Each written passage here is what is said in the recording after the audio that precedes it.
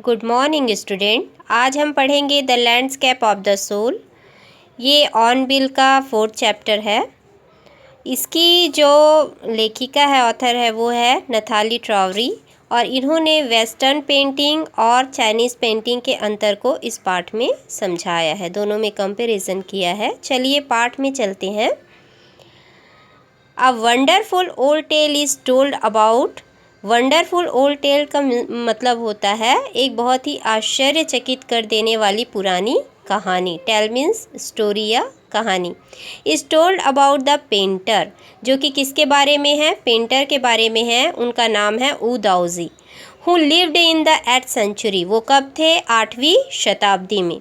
His last painting was a landscape. उनका जो अंतिम पेंटिंग था वो था एक लैंडस्केप का। लैंडस्केप का मतलब होता है भूदृश्य, ठीक है।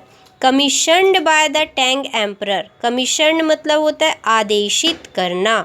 किनके द्वारा आदेशित किया गया था? टैंग एम्परर के द्वारा। इनका नाम था Zhongzong. To decorate a palace hall. Decoration मतलब होता है सजावट। उन्होंने डेकोरेट करने के लिए कहा था अपने पैलेस। पैलेस मीन्स महल, महल के वॉल को, दीवार को। The master had hidden his work behind a screen. जो मास्टर थे, जो पेंटर थे, उन्होंने अपने कार्य को किसके पीछे छुपाया था? एक स्क्रीन के पीछे। स्क्रीन मीन्स पर्दे के पीछे। क्यों छुपाया था? है ना, क्योंकि वो क्या चाहते थे कि only the emperor would see it. वो ये चाहते थे कि केवल राजा जो है वो इसको देखे, है ना। इसी कारण उसने स्क्रीन के पीछे छिपा दिया था। फॉर अ लॉन्ग वाइल, बहुत समय तक, द एम्परर जो सम्राट थे, एडमायर्ड। एडमायर्ड का मतलब होता है प्रशंसा करना, तारीफ करना। द वंडरफुल सीन, जो उसमें बहुत सुंदर सुंदर सीन्स थे। डिस्कवरिंग फॉरेस्ट, जो फॉरेस्ट थे, जंगल थे। हाई माउंटेन्स, ऊंचे ऊंचे जो पहाड़ थे। वाटरफॉल्स, जो झरने थे। क्लाउड्स फ्लोटिंग, जो बादल फैले हुए थे। In an immense sky. Immense means होता है विशाल, विशाल आकाश में। मैन ऑन हिली पथ्स, जो लोग थे पहाड़ के रास्तों में। बर्ड्स इन फ्लाइट, जो पक्षी उड़ रहे थे। Look sir, said the painter, in this cave at the foot of the mountain. लेकिन पेंटर क्या बोलता है? सुनिए सर, इस केव में, इस गुफा में, इसके जो माउंटेन दिख रहा है, पर्वत दिख रहा है, उसके नीचे ड्वेल्स अ स्पिरिट। ड्वेल्स का मतलब होता है निवास करना। एक आत्मा रहती है, स्पिरिट रहती है। The painter clapped his hands. और ये कहते हुए जो पेंटर थे, उन्होंने अपने हाथ को क्या किया? क्लैप किया। And the entrance to the cave open. जैसे उन्होंने अपने हैंड्स को क्लैप किया, एंट्रेंस जो था, प्रवेश द्वार जो था, वो ओपन हो गया। The inside is splendid. और जो अंदर का भाग था वो स्प्लेंडिड था, शानदार था। Beyond anything words can convey. इतना शानदार था कि कोई भी शब्द उसको, उसकी तारीफ में नहीं कहा जा सकता था। Please let me show your majesty the way. उसके बाद पेंटर बोलता है कि सर, मुझे आप इसका रास्ता दिखाने दीजिए। The painter entered the cave. ऐसा कहते हुए पेंटर कहाँ इंटर करता है? केव में, गुफा में। But the entrance closed behind him. लेकिन वो जैसे ही अंदर घुसता है, उसका जो प्रवेश द्वार है वो उसके पीछे बंद हो जाता है, क्लोज हो जाता है। एंड बिफोर द एस्टोनिज्ड, एस्टोनिज्ड मतलब हतप्रभ हो जाना। और उसके बाद जो हतप्रभ एम्परर जो खड़ा का खड़ा रह जाता है, कुड मूव और अटर अ वर्ड। उसके मुंह से एक शब्द भी नहीं निकलता है ना। The painting had vanished from the wall. और पेंटिंग भी वैनिश्ड हो जाता है, गायब हो जाता है। कहाँ से? वॉल से, दीवार से, ठीक है। तो इस कहानी में एक जादुई घटना हो गई है। पेंटिंग जो था वो अपने आप गायब हो गई है। Not a trace of Wu Daozi's brush.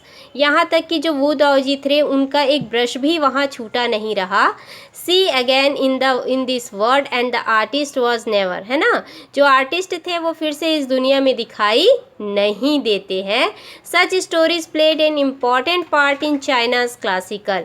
और इस प्रकार की जो स्टोरीज़ हैं वो चाइना के जो परंपरागत जो एजुकेशन है, क्लासिकल जो एजुकेशन है, उसमें बहुत महत्वपूर्ण भूमिका निभाता है।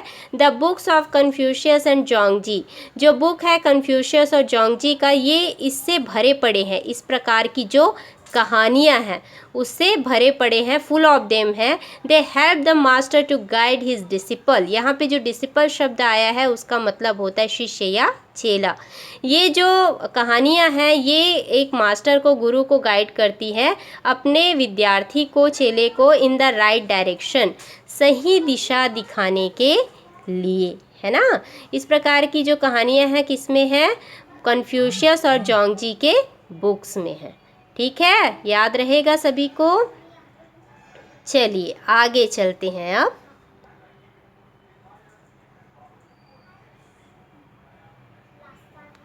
Beyond the anecdote they are deeply revealing of the spirit in, और वहाँ जो दंत कथा है उसमें क्या होता है, दंत कथा का मतलब होता है जो कि लोक प्रचलित जो किंवदंतियाँ है, जो सही होती लेकिन कहानियों के रूप में फैली हुई होती है, उसको बोलते हैं एनेक्डोट। वो क्या करती हैं, जो आत्मा है उसको रिवील करती है ना, उसकी खोज करती है। इस प्रकार की जो कहानियाँ हैं वो, ऐसा कौन कह रहा है, लेखक कह रहा है। Which art was considered contrast this story or another famous, है ना।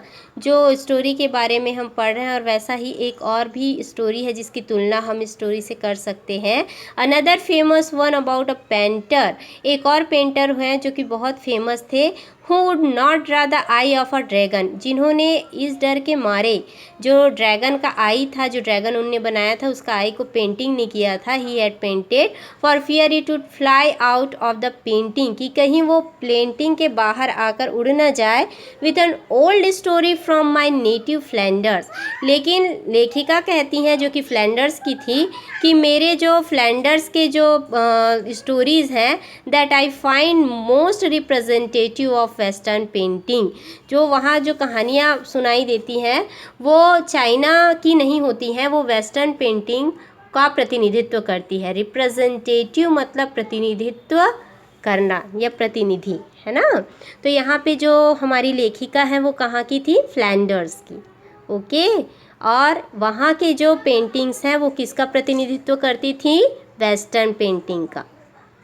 इन 15th सेंचुरी एंटवर्प, 15वीं शताब्दी में एंटवर्प नाम के एक स्थान में a master blacksmith Karl, एक मास्टर थे, है ना, ब्लैक स्मिथ लोहार थे, जिसका नाम था Quentin Matsys, fell in love with a painter's daughter, जिनको एक पेंटर के डॉटर से प्यार हो जाता है। The father would not accept a son in law in such a profession, और जो फादर होते हैं वो उसको एक्सेप्ट नहीं करते हैं एज सन इन लॉ। क्यों, क्योंकि वो जो था एक लोहार था और उसको अपना जो सन इन लॉ है वो पेंटर ही चाहिए था। So Quentin sneaked into the painter's studio, इसीलिए जो क्विंटन था वो एक दिन स्निग्ड करके चोरी छुपे कहाँ घुस गया, पेंटर के स्टूडियो में। And painted a fly on his latest panel, और एक मक्खी का चित्र बनाया, फ्लाई का चित्र बनाया जो उसका जो लेटेस्ट पैनल था उसमें। with such delicate realism that the master tried to sweat, इतना वास्तविक था, डेलिकेट रियलिज्म मतलब बहुत ही शानदार रियलिस्टिक, कि उसको जो पेंटर था वो उसको स्वेट करना चाहता था। स्वेट मतलब मारना किसी चीज़ में, है ना।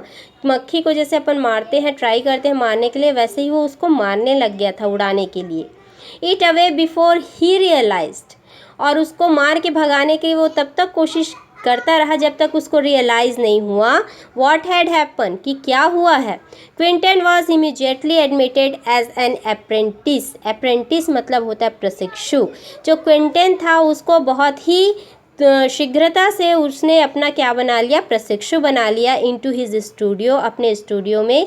ही मैरिड हिज बिलव्ड, और वो अपने जो बिलव्ड है, जो लड़की है, उससे उसकी शादी हो जाती है। And went on to become one of the most famous painters of this age, और जो ये क्विंटन है वो अपने एज के बहुत ही फेमस पेंटर बनकर उभरते हैं।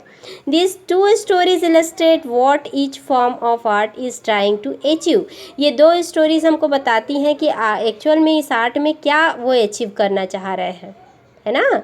ये जो मक्खी वाला है उसमें क्या अचीव करना चाह रहा है, अ परफेक्ट इल्यूशनिस्टिक लाइकनेस, एक परफेक्शन, पूर्णता, है ना, और समानता। मक्खी है तो बिल्कुल मक्खी जैसा दिखे, और इतनी मक्खी जैसा दिखे कि जो पेंटर है वो इवन उसको मारने के लिए, है ना, प्रयास करता है। तो ये जो है लाइकनेस रहती है जो वेस्टर्न पेंटिंग है उसमें। ये कहाँ का है, यूरोप का। The essence of inner life and spirit in Asia, लेकिन एशिया में क्या देखते हैं, जो आंतरिक दृश्य है जीवन का वो, और एक आत्मीय भूदृश्य जो है वो कहाँ दिखाता है, एशिया में। In the Chinese story the emperor commissions a painting, Chinese story में हमने देखा कि एक एम्परर क्या करता है, आदेशित करता है एक पेंटिंग को बनाने के लिए। एंड अप्रिशिएट्स, और किसकी तारीफ करता है, किसको अप्रिशिएट करता है, इट्स आउटर अपीयरेंस, जो उसका आउटर बाह्य जो लुक है उसको क्या करता है, एप्रिशिएशन करता है, अप्रिशिएट करता है। बट द आर्टिस्ट रिवील्स, लेकिन आर्टिस्ट बताता है, पेंटर बताता है, रिवील्स मतलब बताता है, खोज करता है, him to true meaning of his work, कि उसकी जो कार्य है उसका सही जो मतलब है वो क्या है। द एम्परर में rule over the territory, territory का मतलब होता है क्षेत्र। जो एम्परर है वो अपने क्षेत्र में ही हैज़ कंक्योर्ड, कंक्योर्ड मतलब होता है विजयी होना। जिस क्षेत्र में उसने विजय किया है वहाँ भले ही वो क्या कर सकता है, शासन कर सकता है, but only the artist knows the way, लेकिन जो आर्टिस्ट है वही जान सकता है कि उसने जो पेंटिंग बनाई है उसका वे कौन सा है। With in let me show the way, painter क्या बोलता है, सर मेरे को रास्ता दिखाने दीजिए। द दाव अ वर्ड दैट मीन्स, ये दाव का जो एक वर्ड है उसका मतलब क्या है, बोथ द पथ और द मेथड, इसका मतलब पथ भी है और विधि भी है। And the mysterious works of the universe, और ये जो यूनिवर्स है उसका बहुत ही रहस्यमय कार्य है।